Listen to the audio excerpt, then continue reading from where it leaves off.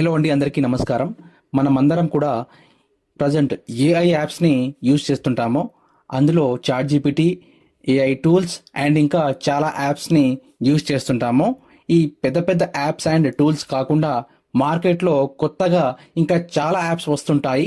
అలాంటి ఈ యాప్స్లో ఒక క్లర్క్ చేసే పనిని ఏఐకి నేర్పించాలి మనం. అంటే ఫైల్స్ అరేంజ్ చేయటం, ఫోల్డర్ క్రియేట్ చేయటం, ఆధార్ కార్డ్ అనేది ఐడి కార్డ్ అని, బోనఫైడ్ ని స్కూల్ సర్టిఫికేట్ అని ట్యాగ్ చేసి చెప్పడం. ఏఐ ఫైల్స్ అరేంజ్మెంట్స్ తప్పుగా చేస్తుందా, చేస్తే ఎలా కరెక్ట్ చేయడం అనేది ఈ జాబ్ వీడియో స్కిప్ చేస్తే వర్క్ అర్థం కాదు. వీడియోని ఎండ్ వరకు చూడండి. అండ్ తెలుగులో ఇంకా వర్క్ ఫ్రం హోమ్ జాబ్స్ కోసం వీడియోని లైక్ చేసి షేర్ చేయండి. చూడండి, అదేంటి అన్నా, ఏఐకి అన్ని తెలుసు కదా, మనం నేర్పడం ఏంటి అని మీకు డౌట్ రావచ్చు. ఈ కొత్తగా వస్తున్న ఏఐ యాప్స్ లో అన్ని తెలియవు, అవి డెవలపింగ్ స్టేజ్ లో ఉంటాయి.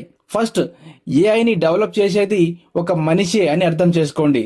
సో ఏఐకి ఇది సాలరీ స్లిప్పా, ఇది హాస్పిటల్ బిల్లా, ఇది ఎడ్యుకేషన్ సర్టిఫికేటా అని ఫస్ట్ కరెక్ట్ చేసి చెప్పేది మనమే. సో ఈ జాబ్ వచ్చేసి AI file clerk job, remote job. ఇది అంటే వర్క్ ఫ్రం హోమ్ చేసుకుంటాము.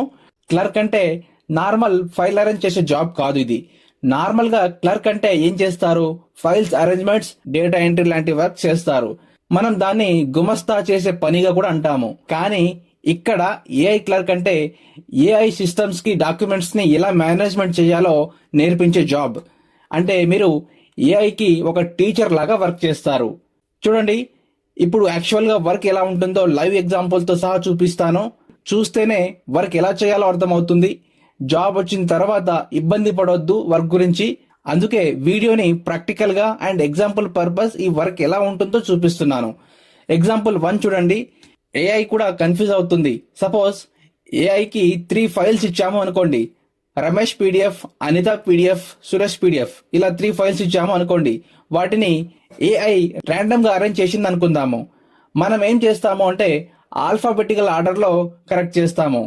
A to Z లెటర్స్ లో ఫస్ట్ ఏ నుంచి లాస్ట్ ఎస్ వరకు అరేంజ్ చేస్తాము. అంటే ఫస్ట్ ఏ కాబట్టి అనిత, నెక్స్ట్ ఆర్ వస్తుంది కాబట్టి రమేష్, అండ్ నెక్స్ట్ ఎస్ వస్తుంది కాబట్టి సురేష్.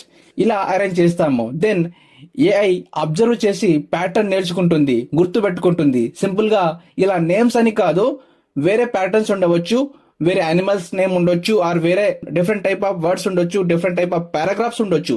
ఇంత సింపుల్ గా అని కాదు, బట్ మీకు ప్యాటర్న్ అర్థం కావడం కోసం ఈ నేమ్స్, ఈ పీడిఎఫ్స్ తీసుకుని చెప్తున్నాను. ఇక్కడ మీకు అర్థం కావాల్సింది ప్యాటర్న్. నెక్స్ట్ ఎగ్జాంపుల్ 2 చూడండి. Salary slip versus electricity bill. AI ఒక డాక్యుమెంట్ ని సాలరీ స్లిప్ అని క్లాసిఫై చేసింది అనుకుందాము. మీరు ఓపెన్ చేసి చూస్తే అది యాక్చువల్ గా ఎలక్ట్రిసిటీ బిల్ అని ఉంటుంది. మీరు ట్యాగ్ చేంజ్ చేయాలి. కేటగిరీ వచ్చేసి ఇది సాలరీ స్లిప్ కాదు, యూటిలిటీ బిల్, అంటే ఎలక్ట్రిసిటీ బిల్ అని ట్యాగ్ చేస్తాము. ఏఐ ఫ్యూచర్ లో ఇలాంటి సిమిలర్ డాక్యుమెంట్ ని కరెక్ట్ గా ఐడెంటిఫై చేస్తుంది. మళ్ళీ ఇలాంటి మిస్టేక్స్ చేయదు. సో మళ్ళీ నేర్పించాల్సిన అవసరం కూడా లేదు. ఇలా ఒక్కసారి మనము ట్యాగ్ చేసి ఇస్తే, ఒక్కసారి మనం చెప్తే ఏఐ అనేది గుర్తు పెట్టుకుంటుంది. నెక్స్ట్ ఎగ్జాంపుల్ 3 చూడండి. ఫోల్డర్ స్ట్రక్చర్ క్రియేట్ చేయటం. అంటే కంపెనీ మనకు 2024 డాక్యుమెంట్స్ ని అరేంజ్ చేయమని ఇచ్చింది అనుకుందాము. మనము స్ట్రక్చర్ క్రియేట్ చేస్తాము. ఫస్ట్ మెయిన్ ఫోల్డర్ 2024, అందులో ప్రతి మంత్ జనవరి, ఫిబ్రవరి, మార్చ్ ఇలా యాడ్ చేసేసి ఫోల్డర్ క్రియేట్ చేస్తాము. దెన్ మళ్ళీ ఒక్కో ఫోల్డర్ లో ఒక్కో మంత్ లో సాలరీ స్లిప్స్, ఇన్వాయిసెస్, కాంట్రాక్ట్స్ ఇవన్నీ యాడ్ చేస్తాము ఇండివిజువల్ గా. ఇలా ఏఐ ఈ స్ట్రక్చర్ ని అబ్జర్వ్ చేసి సేమ్ ప్యాటర్న్ ని ఫాలో చేస్తుంది, గుర్తు పెట్టుకుంటుంది. ఎగ్జాంపుల్ 4 చూడండి. Mixed document test. Mixed files ఇచ్చాము అనుకుందాము. ఒకటి బ్యాంక్ స్టేట్మెంట్, ఇంకోటి ఆధార్ కాపీ, అండ్ ఇంకోటి స్కూల్ సర్టిఫికేట్ ఇచ్చాము అనుకుందాము. ఏఐకి మనము కేటగరైజ్ చేస్తాము. బ్యాంక్ స్టేట్మెంట్ ని బ్యాంకింగ్ అని, ఆధార్ కాపీని ఐడి ప్రూఫ్ అని, స్కూల్ సర్టిఫికేట్ ని ఎడ్యుకేషన్ అని క్లాసిఫికేషన్ చేస్తాము. ఏఐ ఇలా క్లాసిఫికేషన్ ని ఇంప్రూవ్ చేసుకుంటుంది. సో చూడండి, ఇది టైపింగ్ జాబ్ కాదు, అండ్ అలాగే కాపీ పేస్ట్ జాబ్ కూడా కాదు. ఇది ఒక observation plus logical thinking plus document understanding job. English reading strong గా ఉండాలి, డీటెయిల్ గా అబ్జర్వేషన్ స్కిల్స్ ఉండాలి.